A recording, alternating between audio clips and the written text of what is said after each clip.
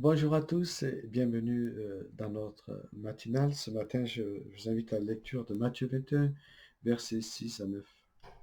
Les disciples partirent donc et suivirent les instructions de Jésus. Ils amenèrent à l'ânesse et son petit et posèrent sur eux leurs manteaux. Et Jésus s'assit dessus. Une grande foule de gens étendirent leurs manteaux sur le chemin. D'autres coupèrent des branches aux arbres et en jonchèrent le chemin. Et toute la foule, de la tête à la fin du cortège, criait Hosanna au Fils de David. Béni soit celui qui vient de la part du Seigneur. Hosanna à Dieu au plus haut des cieux. Hosanna, ce mot qui signifiait primitivement sauve, je te prie, ou de grâce, viens maintenant à mon secours. Ce mot qui est d'origine hébreu, qui est ici traduit en grec, est emprunté au psaume 118, verset 25, psaume qui faisait partie, qu'on appelle les psaumes du Hallel, c'est-à-dire les psaumes 113 à 118, qui sont des prières, des cantiques de louanges chantés au moment de la Pâque et aux autres grandes fêtes religieuses, notamment comme celle du tabernacle. Le psaume 118 était considéré comme annonçant la venue du Messie, qui, après avoir souffert et triomphé, apparaîtrait comme celui qui vient au nom de l'Éternel. Il est donc naturel que cette exclamation se retrouve dans les 4 récits des évangiles, cette entrée triomphale de Jésus à Jérusalem. Tous les disciples considéraient en effet Jésus comme le Messie promis. En tout cas, euh, c'était quand même opaque à leurs yeux. Pas après, quand ils ont le décrivent ici maintenant, mais quand Jésus était parmi eux, c'était assez opaque de savoir si Jésus était vraiment le Messie que s'était forgé dans leur tête. Hosanna, on peut en 2 mots dire que cela signifie sauve-moi Seigneur, viens Seigneur. Mais de quoi la foule, composée principalement de pèlerins venus de Galilée, et des hommes et des femmes et enfants des 4 coins de l'horizon, ainsi que des disciples et tous les habitants de Jérusalem, de quoi ces gens désiraient-ils être sauvés?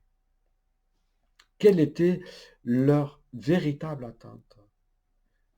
Il n'est pas difficile de comprendre leur attente quand on sait qu'ils étaient sous l'occupation romaine.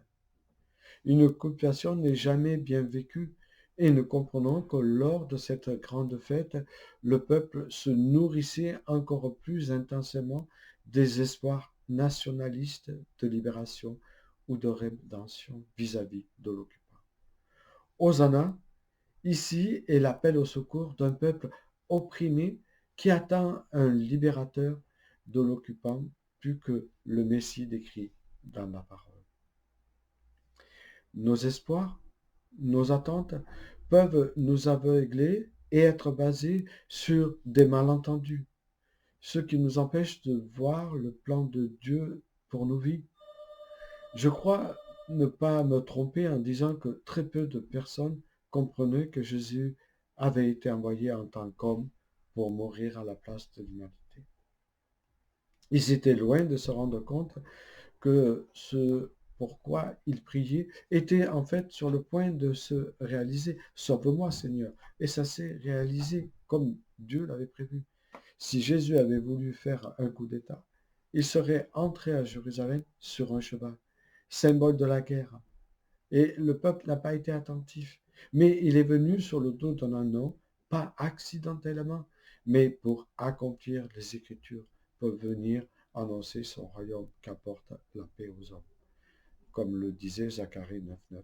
Il est venu pour mourir et non pour vaincre à la manière des hommes. Mais il a vaincu Satan à la croix de Golgotha et il a vaincu la mort. Il peut arriver que quand le Seigneur ne réponde pas à nos attentes, nous soyons parfois frustrés contre lui, un peu comme certainement ou probablement certaines personnes de cette foule présente à Jérusalem quelques jours après se sont retrouvées peut-être à crier crucifix. Le point commun entre les deux foules est un manque véritable d'écoute de la parole et des projets que Dieu avait pour eux.